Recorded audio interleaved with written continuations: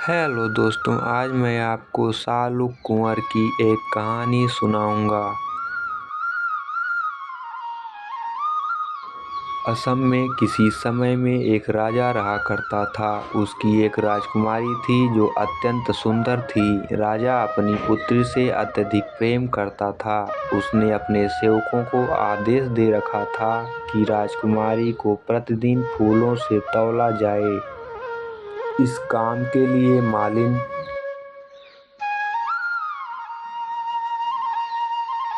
फूल लाया करती थी। वह महल के बाग से रोज तरह तरह के फूल चुन चुन कर लाया करती थी। मालिन इस बात से बहुत खुश थी कि उसे राजकुमारी के लिए फूल लाने का मौका मिल रहा है। राजमहल के बगीचे में एक सुंदर तालाब था। तालाब में रंग बिरंगी मछलियां थीं। एक दिन मालिन जब अपने पति माली के साथ तालाब पर गई तो उसने उसमें शाहरुख के फूल उगे देखे। ये फूल बड़े बड़े सफेद, गुलाबी और पीले रंग के थे। शाहरुख का फूल कमल के फूल की ही प्रजाति है जिसमें खुशबू नहीं होती और इसकी सब्जी बनती है। उन फूलों में एक बहुत ही बड़ा फूल भी था जिसकी सुंदरता से मालिन अभिभूत हो गई और उसने सोचा कि इस फूल को तोड़ लिया जाए तो इसकी बहुत ही स्वादिष्ट सब्जी बन सकती है। उसने उस फूल को तोड़ लिया। माली ने जब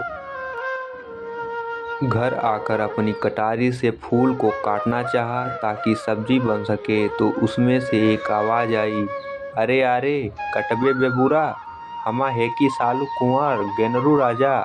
मुझे मत काटो, मैं शाहरुख कुंवर हूँ और इस फूल के अंदर ही बैठा हुआ हूँ। मुझे काटना है तो किनारों से काटो ताकि मैं बाहर आ सकूँ। आवाज़ सुनकर माली डर गया, पर मालिन ने बड़ी सावधानी से फूल की एक एक पत्ती अलग करनी शुरू कर दी। पत्तियों के अलग होते ही उसमें से एक प्यारा सा सुंदर बालक बाहर निकला। निसंतान माली व मालिन उसे ईश्वर का उपहार मानकर बेटी की तरह उसकी परवरिश करने लगे। समय बीतने के साथ शाहरुख कुंवर एक सुंदर नौजवान में बदल गया। उधर राजकुमारी भी एक सुंदर युवती बन चुकी थी। मालिन अभी भी राजकुमारी के तोलने के लिए महल में फूल लेकर जाती थी। राजकुमारी की सुंदरता के बारे में शाहरुख जितना सुनता, उससे मिलने की चाह उसके अंदर उतनी बलवती होती जाती। एक बार जब मालिन ने फूल एकत्र किए तो शाहरुख ने बिना धागे की एक माला तैयार की और चुपचाप जूही के फूलों की वह माला उस ढेर में रख दी। मालिन क्रोधित हो उठी और उसने वह माला ले जाने से इनकार कर दिया तो शाहरुख ने उससे विनती की वह इसे ले जाए। राजकुमारी ने जब वह माला देखी तो उसने पूछा कि यह कहाँ से आई है। मालिन को तो पता था कि उसके बेटे ने इसे रखा है, लेकिन राजकुमारी के पूछने पर वह डर कर राजकुमारी से माफ़ी मांगने लगी। पर राजकुमारी तो माला देख बहुत खुश हो गई थी। जब उसे सच का पता चला तो उसने कहा कि वह शाहरुख कुंवर से मिलना चाहती है। शाहरुख कुंवर का रूप देख राजकुमारी समझ गई कि यह कोई साधारण इंसान नहीं है। उससे मिलने पर राजकुमारी को उससे प्यार हो गया और उन्होंने विवाह करने का निश्चय किया। उन्होंने गंधर्व विवाह कर लिया। इस समय किसी को बताना उचित न लगने के कारण उन दोनों ने अलग अलग रहने का फैसला किया। शाहरुख कुंवर सबके सो जाने के बाद रात को मोर पर चढ़कर राजकुमारी से मिलने महल आने लगा। वह अपने मोर से कहता, मेरे प्यारे मयूर, जल्दी से मुझे राजकुमारी के पास पहुंचा दे। शाहरुख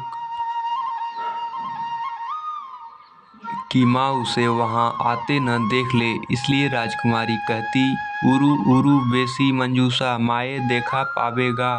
ओ मोर, जल्दी से उड़कर आओ ताकि माँ न देख पाए। राजमहल के बाहर हाथ में भाले लिए प्रहरी खड़े रहते थे। राजकुमारी गाना गाती, फिरा फिरा सोनया मोरा बाला में बंसावेगा।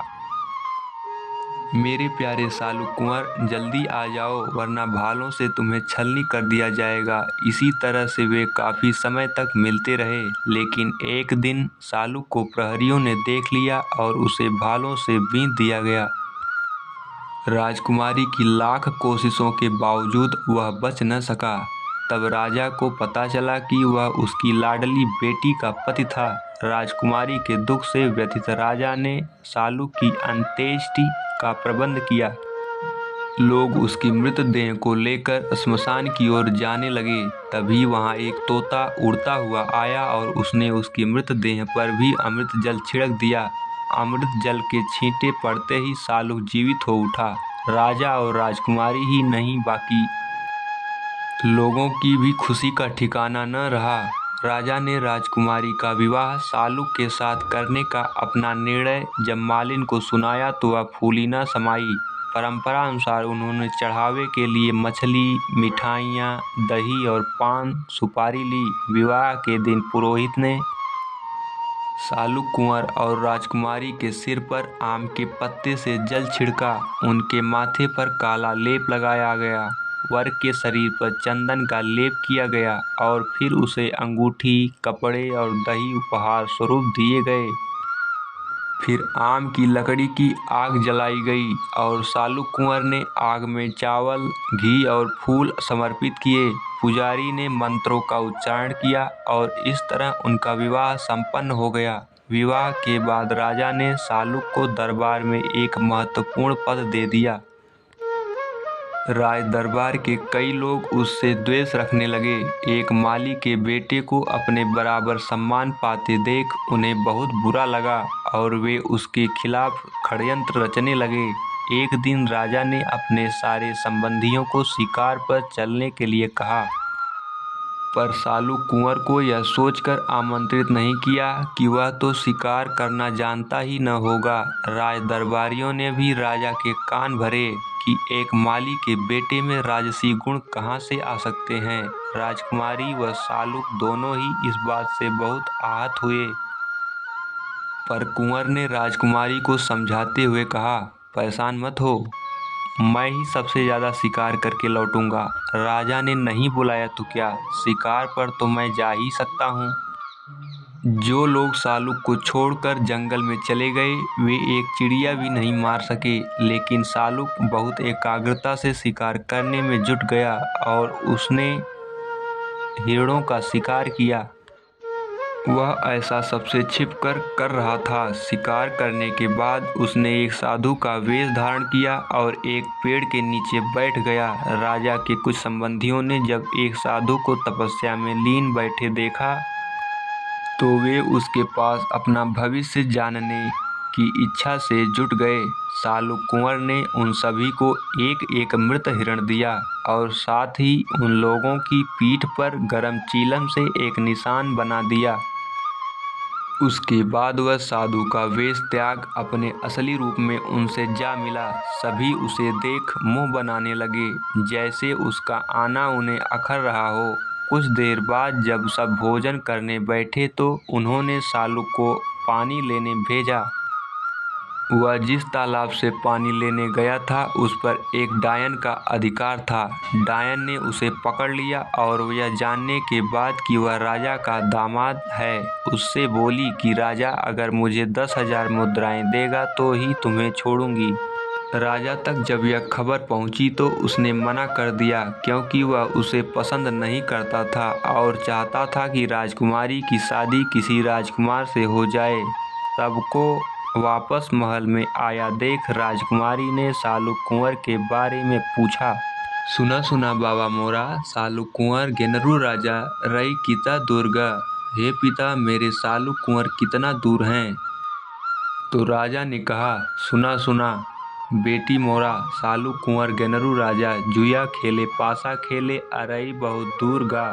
हे मेरी बेटी, वह तो मजे से बैठा जुआ खेल रहा है और अभी तो वह बहुत दूर है, उसे आने में समय लगेगा। राजा की बात सुन राजकुमारी को विश्वास नहीं हुआ, क्योंकि वह अपने पति को अच्छे से जानती थी। उसने अपने 2 पालतू कुत्तों छनौरा और भनौरा को सालुक की खबर लेने भेजा। सालुक की गंध से कुत्तों को उसके बारे में पता चल गया और तब उन्होंने उसे डायन की कैद से छुड़ाने के लिए एक धोबी से मदद मांगी। धोबी ने एक बांसुरी खरीदी और उसे बजाते बजाते तालाब के आसपास घूमने लगा। बांसुरी की आवाज़ सुनकर डायन के बच्चे तालाब से बाहर निकल आए। धोबी बांसुरी बजाता गया और बच्चे उसके पीछे पीछे चलते जंगल तक आ गए। डायन उनके पीछे पीछे गई पर वापस लौटने की राह नहीं ढूंढ सकी और सालुक कुंवर मौका मिलते ही कुत्तों के साथ वापस महल में पहुंच गया।